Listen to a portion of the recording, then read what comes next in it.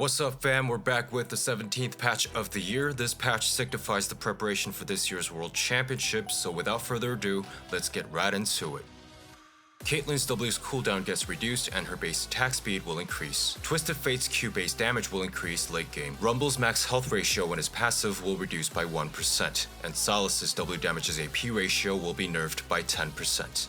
Ashe's base HP will be reduced by 30, Israel's base AD will be reduced by 2, and Kennan's Q skill AP ratio will decrease 10%, and Pyke's base armor will decrease by 4.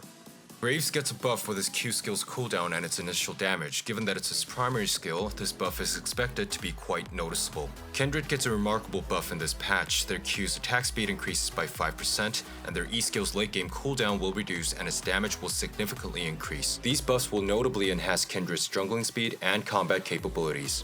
Lissandra's Q base damage has increased and the slow rate on her ults will be buffed. Ryze's Q base damage will increase and gets a significant buff with his ult's cooldown. It's quite possible that it'll make an appearance in this year's championship. Varus's Q base damage has increased and its total AD ratio will be changed to bonus AD ratio, which seems like an attempt to eliminate the solo rebuild. Aurora's ult single-handedly made her an excessively OP champ, and it's gonna get a base damage nerf. Brand now has a damage cap to monsters. This is intended to slow down his jungling speed, which was way too fast due to Liandry's. For the same reason, Lilia's passive maximum damage to monsters will be nerfed.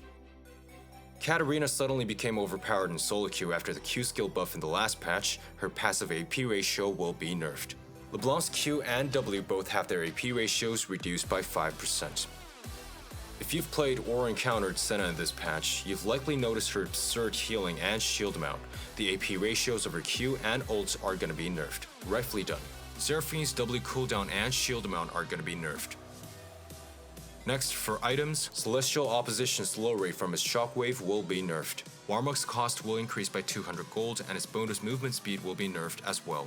Finally, for rune changes, Absorb Life's early game heal amount will be reduced, the patch applied to cut down in 14.11 is being rolled back, and Fleet Footwork's heal and movement speed increase are both gonna get nerfed.